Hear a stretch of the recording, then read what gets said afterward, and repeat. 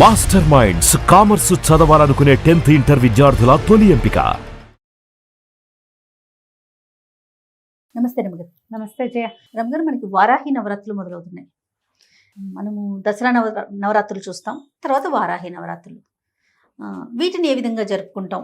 మనం ఏమైనా ప్రత్యేక నియమాలు పాటిస్తామా? అందరం జరుపుకుంటాం? అసలు ముఖ్యంగా సంవత్సరానికి 4 సార్లు 4 రకాల నవరాత్రులు వస్తాయి. 2 ప్రఖ్యాతమైనవి, ఒకటి వసంత నవరాత్రులు, రెండోది శరన్నవరాత్రులు. ఈ గుప్తంగా జరుపుకునేవి ఇవి 2. ఏవి? వారాహి నవరాత్రులు, శ్యామల నవరాత్రులు జరుపుతారు. మనం చేసుకోము సాధారణంగా. ఇది కొన్ని ప్రాంతపు ఆచారాలుగానే కనపడుతుంది. మన ప్రాంతంలో ఇంచుమించుగా లేనట్టే. మనం సోషల్ మీడియా యాక్టివ్ అయిన తర్వాత ఒక 2-3 సంవత్సరాలుగా ఈ వారాహిని ఆశ్రయిస్తే చాలా రకాల ప్రయోజనాలు లభిస్తాయని, సమస్యలు తీరుతాయని, విపత్కర పరిస్థితుల్లో ఈమెను ఆశ్రయించిన వాళ్ళ వారాహి అమ్మవారిని ఆశ్రయిస్తే సమస్యలు తీరుతాయని చెప్పి వారాహి నవరాత్రుల్ని ప్రఖ్యాతంగా చేసాం. 2-3 ఏళ్లుగా ఎక్కడ వచ్చాడో అసలు వారాహి అమ్మవారి ప్రతిమని మనం ఇంట్లో పెట్టుకుంటామా రమ్మగారు? పెట్టుకోం కదా. అసలు ఇలా ఉంటారని కూడా చాలా తక్కువ మందికి తెలుసు. కానీ ఈ మధ్యకాలంలో వింటున్నాం.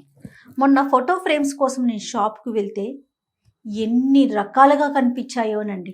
అంటే వారాహి అమ్మవారి ఫోటోని వేరు కలర్ శారీస్తో వేరు భంగిమల్లో, అంటే అంత విరివిగా ఇంట్లో కూడా పెట్టుకోబట్టే కదా అక్కడ కనిపిస్తా. ట్రెండింగ్ లో ఉన్న జేజీ వారాహి మన వీడియోస్ లాగానే ట్రెండింగ్ లోనే ఉన్నది వారాహి అమ్మవారు. ఆమె ఎప్పుడూ ఉంది కానీ జయ, ప్రఖ్యాతంగా లేదు. ఎందుకంటే ఈమెని ఉగ్రదేవతగానే చెప్పబడుతుంది ఆమె. ఓకే. అమ్మవారి యొక్క పరివార శక్తుల్లో ప్రముఖమైన మంత్రినిగా వారాహి అమ్మవారిని చెప్తారు. ఆదివరాహమూర్తి యొక్క స్త్రీ స్వరూప శక్తి. ఆదివరాహమూర్తిని కూడా మనం సాధారణంగా అర్చనలు, పూజలు మనం ఏమి చెయ్యం. ఏ సందర్భంలోనూ వరాహస్వామి స్వరూపంలో ఉన్న విష్ణు స్వరూపాన్ని ఇంట్లో పెట్టుకోవటం కానీ, పూజ చేయటం కానీ మనకు కనిపించదు. మనకి ప్రఖ్యాతంగా వరాహస్వామి ఉన్న దేవాలయాలు ఏవి? ఒకటేమో తిరుమలలో మొదట వరాహస్వామిని దర్శించాలి. ఎందుకంటే ఆయనే వెంకటేశ్వర స్వామికి స్థలాన్ని ఇచ్చాడు కాబట్టి, అది ఆయనది, భూమి ఆయనది కాబట్టి వారిని మొదట దర్శించి అప్పుడు పెద్ద ఆయన్ని చూడాలి. వీరు ఇంకా పెద్దవారు, విష్ణుమూర్తికి. మనం వెంకటేశ్వరుడి కంటే పెద్దవాడుగా వరాహమూర్తిని మనం సేవించుకుంటాం. అదొకటి. రెండో వరాహ స్వరూపం సింహాద్రి అప్పన్న. ఆయన వరాహ నారసింహుడుగా వేర్వేరు స్వరూపాలలో ఉండే నరసింహమూర్తిగా ఆయన కనపడతాడు. వరాహము నరసింహము కలిసి ఉన్న స్వరూపంగా. ఈ 2 తప్ప మనకి ప్రఖ్యాతంగా ఎక్కడా వరాహ స్వరూపంలో స్వామివారు ఉన్నవి లేవు, తక్కువ. తర్వాత కాలంలో వెలిసే 2-3 చోట్ల ప్రఖ్యాతంగా దేవాలయాలు కనపడతాయి. ఒకటి మనకి విజయవాడలో ఉన్నటువంటి విజయకీలాద్రి కొండ మీద ఉన్న దేవాలయాల్లో భూవరాహ స్వామికి ఒక ఆలయం ఉన్నది. కర్ణాటకలో ఉన్నటువంటి కళ్ళహల్లి అనే ప్రాంతంలో భూవరాహ స్వామిది ప్రఖ్యాతమైన, ఆ ప్రాంతంలో బాగా వెళ్తారు. దేవాలయాలు ఉన్నాయి. కానీ మనకి రోజువారీ ఆరాధనలో వరాహస్వామిని ఆరాధించే విధానం మనకి లేదు. ఇప్పుడు వరాహస్వామి యొక్క స్త్రీ స్వరూప శక్తి అయినటువంటి వారాహి దేవత కూడా, వారాహి కూడా ప్రఖ్యాతమైన కొన్ని స్వరూపాలు ఉన్నాయి. ఇవేంటంటే మంత్రాధిష్టాన దేవతగా ఉంటుంది. మంత్రాలతోటి ఆమెను ఆవాహన చేసేదే కనపడుతుంది. కానీ సాధారణంగా సంసారులందరూ మనలాగా ఇళ్లలో ఉండేవాళ్ళు పూజలు చేసుకునేటట్టుగా కనిపించదు. సంవత్సరం అంతా ఆమెను ముట్టుకోం మనం. ఇప్పుడు ఈ అమ్మవారిని ఈ ప్రఖ్యాతంగా ఈ 10 రోజులు మాత్రమే సేవించడం, నవరాత్రులు 9 రాత్రులు సేవించడం మనకి కనిపిస్తుంది. ఈ అమ్మవారిలో కూడా వారాహిలో కిరాత వారాహి అని అలా ప్రత్యేక స్వరూపాలు ఉన్నాయి. మంత్రాధిష్టాన దేవత ఈవిడ. ప్రఖ్యాతంగా కొన్ని చోట్ల ఏంటంటే పీఠాలలో, మఠాలలో మంత్రం బాగా పునశ్చరణ చేసే చోట, యజ్ఞం, యాగం, హోమాలు అవి జరిగే చోట విరివిగా ప్రజలు వచ్చి అమ్మని సేవించి ప్రసాద స్వీకారం చేసే చోట గనక ఇది చేస్తే ఆ అమ్మవారి యొక్క ఉగ్రశక్తి, ఉగ్రత్వము అవి శాంతింపబడతాయని ఇలా వ్యవహారంగా చెప్తారు. అయితే ఇటీవల మనం వారాహి అమ్మవారికి కూడా అక్కడక్కడ దేవాలయాలు చూస్తున్నాం. మనకి కాంచీపురంలో ప్రఖ్యాతంగా లోపల అమ్మవారి కామాక్షి ఉంటే బయట వారాహి స్వరూపం కనపడుతుంది. అంతరాలయం దగ్గరే మనకి ఉన్నది.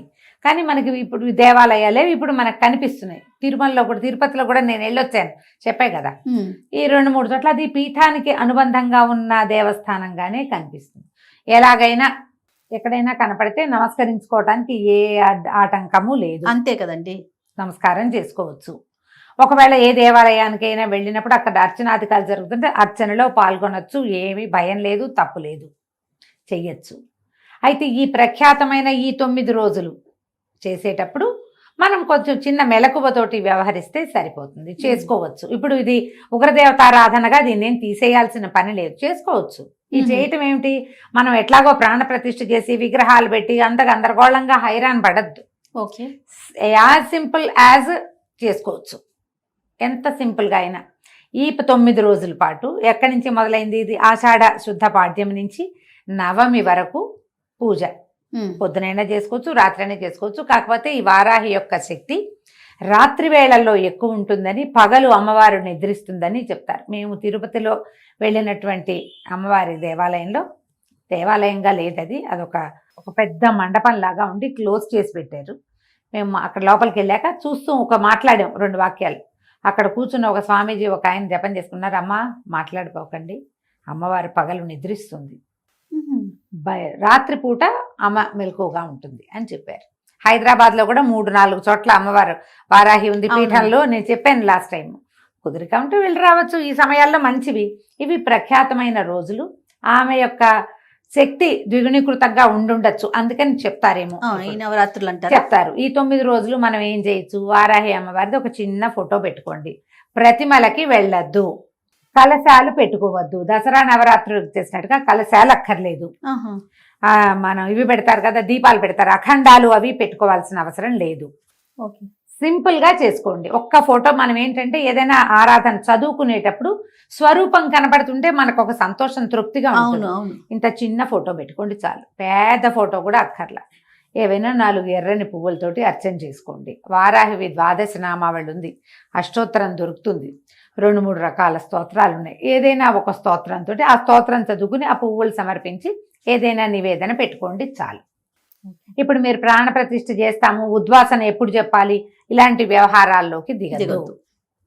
ఎందుకంటే ఇది ప్రఖ్యాతంగా చేసేది కాదు, మామూలుగా రోజువారీ మనం చేసుకునేది కాదు. కాబట్టి ఇవి ప్రత్యేకమైన రోజులు, ఆమెకి సంబంధించిన రోజులుగా చెప్పబడుతున్నాయి. కాబట్టి పెద్దవాళ్ళంతా చెప్తున్నారు. కాబట్టి ఈ 10 రోజులు మనం ఏదైనా చదువుకోవచ్చు, చెప్పుకోవచ్చు. రోజువారీ నివేదనకి అమ్మవారికి పానకము, పెసరపప్పు నివేదన చేయొచ్చు, వడపప్పు, పానకము. మీరు చేయగలిగితే పాయసాన్ని నివేదన చేయొచ్చు. 9 రోజులు ఏదైనా ఒక అన్న నివేదన చేయొచ్చు, ఫలాలు అవి పెట్టచ్చు. పానకం, వడపప్పు మాత్రం మస్ట్ అండ్ షుడ్గా పెట్టాలి. ఎందుకంటే అమ్మవారు కొంచెం ఎక్కువ అంటే పవర్ఫుల్ దేవత. మనం ఈ నామాలు అవి చదివేటప్పుడు ఆ ఉగ్రత హెచ్చుతుందని ఆమెను చల్లబరచడానికి ఇవి పెట్టమంటారు. పూలగన్ లాంటివి నివేదన పెట్టుకోవచ్చు. మీరు గ్రాండ్గా చేసుకుంటా ఉంటే ఎవరైనా గురువు గారిని ఆశ్రయించి చేసుకోండమ్మా, నేను ఇంతే చెప్తా, నేను ఇంతకంటే చెయ్యట్లేదు, చెయ్యను కూడా, ఇంతే చేస్తున్నాం. ఇవి మంచి రోజులు కాబట్టి రోజువారీ చదువుకోవచ్చు. 12 నామావళి చాలా చిన్నది, 12 నామాలు. ఓకే, చక్కగా చదువుకోవచ్చు. ఆ 12 నామాలనే 9 సార్లు లెక్కెట్టి చదువుకోండి, అయిపోయింది. 11 సార్లు లెక్క పెట్టి చదువుకోండి. అవును, పువ్వులేవో సమర్పించండి. అష్టోత్తరంగా దొరికిందనుకో మనకు ఆన్లైన్ కనపడతాయి, చేసుకోవచ్చు. ఇప్పుడు ఇది సాంగంగా మనం దసరా పూజల్లో అమ్మవారిని నిలబెట్టి 9 రోజులు సేవించి 10వ రోజున ఉద్వాసన చెప్పి అమ్మవారిని మళ్ళీ వెనక్కి చేర్చి అంతలా చేయక్కర్లేదు, చేయవసరం లేదు. 9 రోజులు చేసుకుంటే మంచిది, 5 రోజులైనా చేసుకోవచ్చు. పైగా ఇవేంటంటే ఇవన్నీ కాంప్లికేటెడ్ కదా జయ. ఏదైనా మొదలుపెట్టి ఏదైనా మధ్యలో ఇబ్బంది వచ్చింది, పీరియడ్స్ వస్తాయి, పిల్లలకి పీరియడ్స్ వస్తాయి, ప్రయాణాలు వస్తాయి, సడన్గా ఎక్కడో ఏదో ప్రాబ్లం వస్తుంది, చావో మరణమో పొటకో సమత్తలో ఏమోటో వస్తాయి, మనం అటేటో వెళ్తాం, మానేసామని భయం వేస్తుంది. అవునండి, మీరు ప్రాణ ప్రతిష్టలు అవి చేసి కలశాలు పెట్టి తర్వాత ఏమో అఖండాలు పెట్టారనుకోండి, మానకుండా చేయాలి. మానేస్తే మీ ఇంట్లో పిల్లలు కాలు జారిపడినా, మీకే గట్టిగా దుమ్మొచ్చి తలనొప్పి వచ్చినా అమ్మవారిని మానేసాం కాబట్టి వచ్చిందని కనెక్ట్ చేసేసుకుంటాం. కనెక్షన్లు పెట్టుకోవద్దు. అందుకని మీరు ఇవి పెట్టద్దు. ఓకే, ప్రాణ ప్రతిష్టలకి దిగబోకండి. ఒక పటం రోజువారీ పెట్టుకోండి. ఈ 9 రోజులు చదువుకోండి. ఓకే, 10వ రోజు అయిన తర్వాత 10వ రోజు నాడు ఆ పటం తీసి చక్కగా తుడిచి పైన పెట్టేసుకోండి. పటం తీసి పైన పెట్టాలంటే మహారాజుగా పెట్టుకోవచ్చు. మీకు ఉంచుకునే ఉద్దేశం ఉంటే ఉంచుకోవచ్చు, కానీ లేకపోతే తీసి పైన పెట్టచ్చు. ఆవిడ ఏమందు, మళ్ళీ వచ్చే సంవత్సరం అదే పటం పెట్టుకుంటాము, సరిపోతుంది కదా. కాస్త నివేదన కొంచెం చెయ్యండి తప్పకుండా, ఊరికే చదివి వదిలేయపోకండి. మనం పారాయణ చేశాక ఏదైనా చదువుకుని ఏదైనా అర్చన చేశాక ఖచ్చితంగా నివేదన, తాంబూలము, హారతి లైన్ ప్రకారం చేసేయాలి.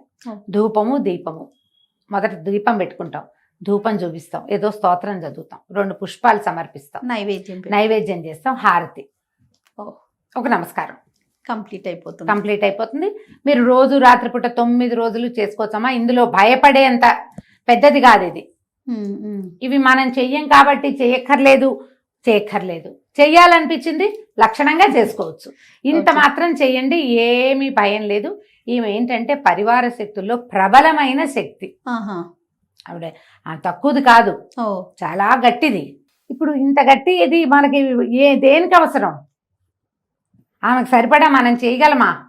అది ఆలోచించుకుని కదా దిగాలి. డెఫినెట్ గా. నేను ఎందుకంటే ఇవి విని కేసులు, మేము భయం వేస్తుంది, భయం పడ్డాము, మాకు అలా ఉంది, మాకు ఇలా ఉంది, పటం తీసేచ్చా, ఈ పటం ఉంచుకోవచ్చా అని నన్ను 10 మంది అయినా అడిగారు.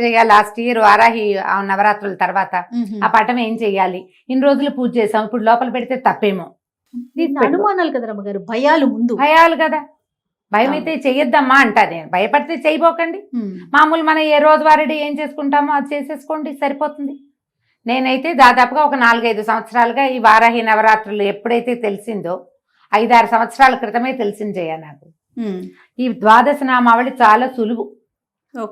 నా 12 నామాలే కదా, వీటిని 9 టైమ్స్ చేయటం ఒక లెక్కగా అలవాటు చేసుకున్నా నేను ఇంతే చేస్తున్నా అంతే. ఒకవేళ మధ్యలో ఏదో ఇబ్బంది వచ్చింది, ఒక నమస్కారం చేసుకోవటమే అంతే. లేదు భారీ ఎత్తున చేసుకోవాలంటే గురువు గారిని సంప్రదించడం. భారీ ఎత్తున చెయ్యాలి అంటే ఖచ్చితంగా మీరు ఒక గురువు గారిని సంప్రదించి వారు మిమ్మల్ని పూర్తిగా గైడ్ చేసేలాగా చేసుకోండి. అప్పుడు ఓకే. ఇప్పుడు చూడు, గురువు గారిని సంప్రదించి అంటే ఫోన్లోనో, ఇన్స్టాలోనో, మెసెంజర్లోనో కాదు, ప్రత్యక్ష గురువు. అందుకని ముందు జాగ్రత్త పడి చేసుకోండి ఏం చేసినా. తప్పకుండా అండి. నమస్తే రమ్మగారు. నమస్తే జయ.